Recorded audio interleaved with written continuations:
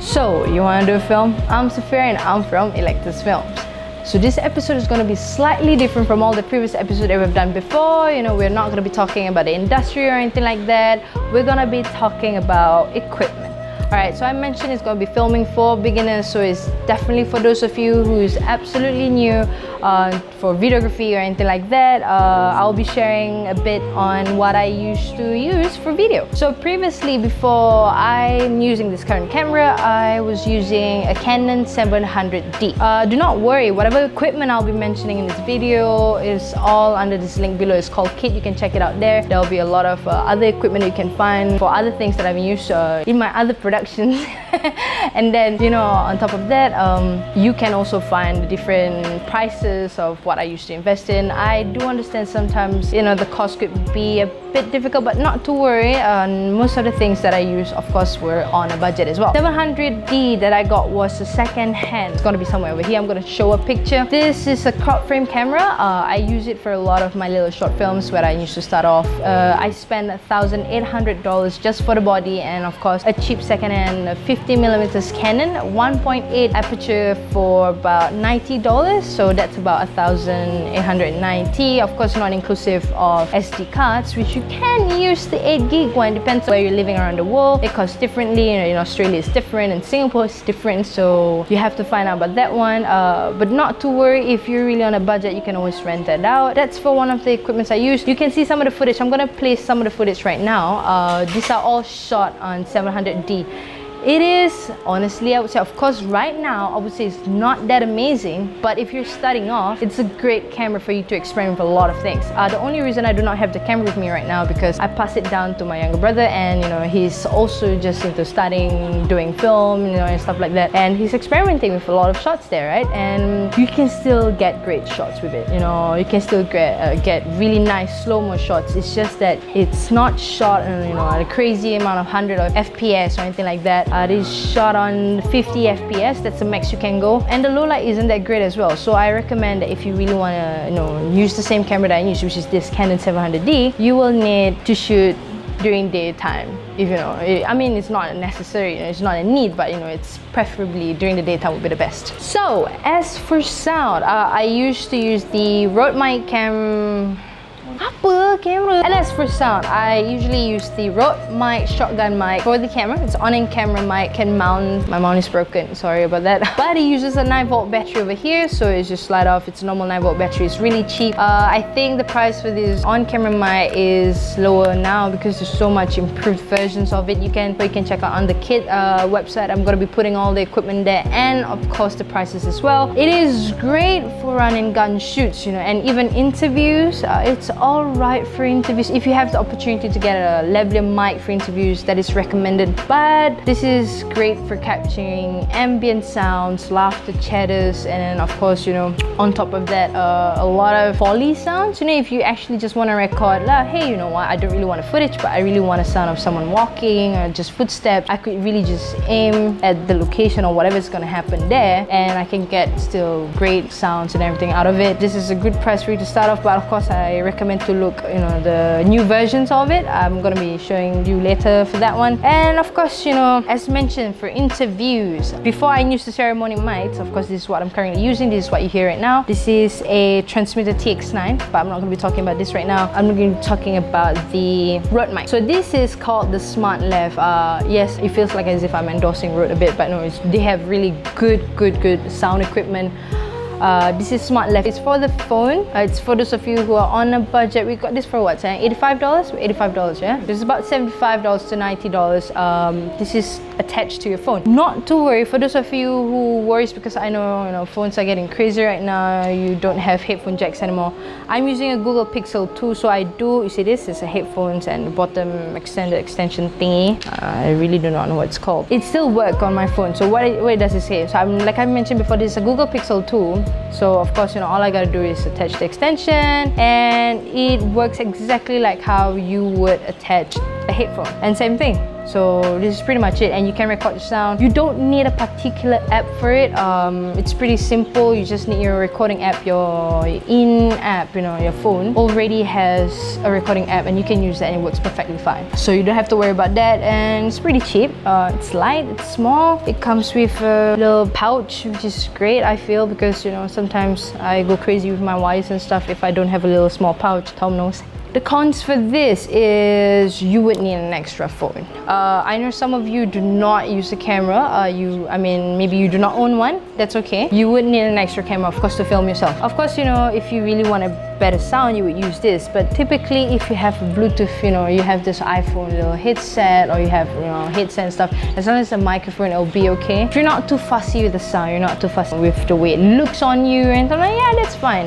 You'll be fine. But that's pretty much the con of it, because you really need an extra phone to film yourself and to record the sound. You can't be filming and record the sound at the same time because it looks pretty weird. So that's it for the mic, right? It's pretty much for the mic, and as well as, of course, for some of you, if you are much more willing to invest in something cheaper, you're not too worried about how it looks and stuff like that, you like vlogging and all, I usually recommend the GoPro. Of course, this is the most latest GoPro, is GoPro 6. Not to worry, the previous versions of the GoPro work great as well, perfectly fine. Of course, there's the pros and cons to each of the different GoPros. The previous version of GoPros, the only thing I do not like about them is because they do not come with the screen. You have to purchase an extended mount for it, and it's an external screen, which can be costly sometimes, but of course prices drop nowadays. You can get about $100, $200 and you can still get a GoPro with the screen, the previous one, and the only difference is you can't bring it underwater and stuff. But man, if you're just doing vlogging, you don't really need to bring this underwater, right? So the only reason I do this is because I really love doing underwater shoots and stuff, like swimming. So this is great for me. It works for me. But yeah, I recommend it if you're happy. One person I know that uses the GoPro to do vlogging is Jason Paul. He uses GoPro, and he talks and the sound is perfectly fine, captures a lot of it. It's easy, it's small, you can put it in your pocket, just don't lose it, please. It's light, pretty much everything. And if you can afford the latest version, if you're willing to invest a bit more, this was $600, but I got it on offer because if you travel, always buy it on duty frees and stuff, because they're much cheaper there. I got this for $599 on offer in Singapore on my way to Perth. And bottom line is, if you are looking into investing in the smart left, the Rode smart left for your phone, and like I mentioned before, you would need another camera, you would need another phone, of course, to film yourself. If you do not want to do that, if you don't like the phone, the GoPro is always another alternative. You have this recorded on your phone, the sound is on your on your phone and everything, so you have it attached there, and then you have this, right? You can talk, and then the only thing you need to do next is just to sync it up in post-production. It's a bit of an effort, but an extra effort doesn't hurt, and it's still a great investment, like I mentioned before, if you're looking to get a camera and not something crazy amount, because a lot of the cameras go up from $1,000+. Digital cameras work as well. The little small ones, they do have video camera functions if you're not too fussy about how it looks. But I personally, I would prefer the GoPro over any digital cameras you can find. So if you can find little small SLRs and Sony and stuff like that, I still prefer the GoPro. It works for me because I'm usually very active. I think it's more for those who's really active and like, hey, you know what, this is what's going on in my life, this is what's going on in my life. And if you're looking to invest in the most latest GoPro, it has this linear function. That means it doesn't look like it has a fish eye lens. So it's a really like, oh look, wide lens camera and everything. So that's pretty cool about the latest GoPro. The current equipment that I'm using is the Sony a7S II with the Samyang lens set. It's not the full set. I have the 24 right here and the 50mm on there. It has great depth of field. And of course, the only difference is with the non-cine lens set is because this one has a smoother focus ring and a declicked aperture. So that means it's not noisy. For those of you who are looking at much higher quality equipment, this is preferably the one, because if you're shooting interview in a quiet environment, you don't really want, or you need to change an aperture, right? You didn't really want the sound to be going like click, click, click, click, click, click, because it can be really noisy. So that's for the lens set. And of course, for the microphone, I'm using, as mentioned before, it's the ceramic mic. It's the TX9 transmitter. It's a dual one, so this is the second piece that I'm not using. Of course, I'm only using the set A. What I get from that, 2 mics and the transmitter that I'm using right now. So that's pretty much the equipment I use. Pretty basic. A very decent tripod. I don't really like investing in crazy tripods because I don't think it's necessary for now, unless I'm going for a professional shoot. Then of course, you know, I'll be looking into renting out more stable tripod. But of course, you know, on top of that, what I'm trying to say is for you guys, because you guys are only beginners in filming, you don't really need to worry about the quality. What is important is your ideation. Finding qualities, you know, stories to tell through video is imperative in the process of, you know, always creating content. I feel that in the process of doing that, you have to understand that no matter what, no matter how great your equipment is, if your content sucks, no one is going to watch your content. No one's going to be there. And I myself, you know, as a professional saying this, I'm still trying to learn to improve my content for you guys out there to see. And of course, always remember how to come out with great content is always try to do something with what you love, you know, like something on what you love, right? Basically, if you love doing sports, you love playing soccer, you love doing parkour, like us. Tom loves doing trampoline stuff, you know, he's a crazy guy on a trampoline. I'm still recovering on parkour, so of course I don't exist yet. But that's what we do, right? We make videos on him moving on a trampoline, you know, or if you guys shoot some stuff, guys, some playing soccer and stuff like that, you know, you do that as well. There's a lot of things you can do and work on, just revolving the things that you love doing the most. You know, if you love fishing, create content on fishing. I don't know, like tell stories, share your knowledge.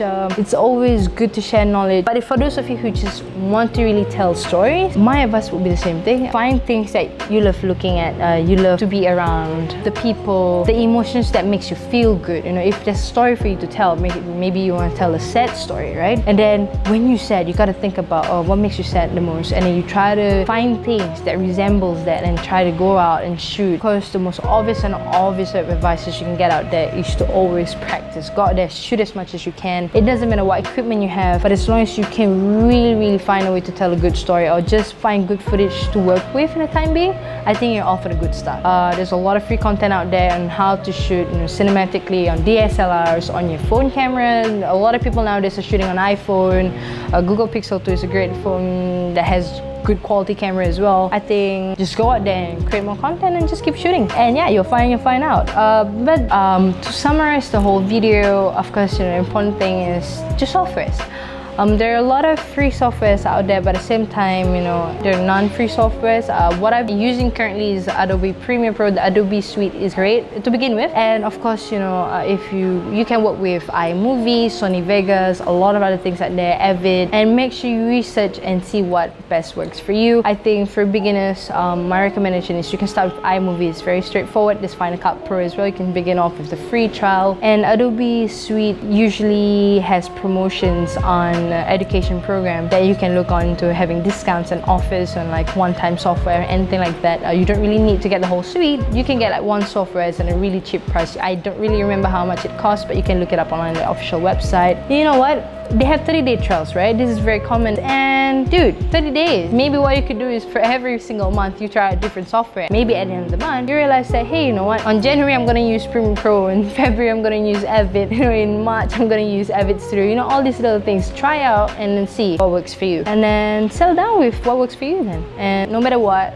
it still requires a bit of investment. Please, please, please, please always remember that investment is good, because you know, whatever you're doing right now is just also investment of time and everything else. And don't worry about money. You can look for money, you know, money will always come, but knowledge is, you know, you have to acquire it. So make sure you go out there and keep on practicing. And other than that, yeah, on the next episode I will be talking on how you can start your own podcast. I'll be talking about the equipment I use for podcasts, the ideation process, where to upload the different publishers that you can work with, and I'm going to be talking a bit more on how the different publishers work. And yeah, so pretty much it. If you have any questions for this episode, don't forget to drop me an email on direct@electusfilms.co, or you can drop your comments below. I'm really sorry about the different timing sometimes of posting up. You know, it can be a bit of delay because we have a lot of other things that we're doing right now. But other than that, you can keep on, you know, go up to the website. Like I mentioned before, you can check out the link for the kit, so you can see the different equipment I use for things in my life and other productions in my life. And yeah, so stay tuned for the next episode, and I guess we'll see you next Sunday.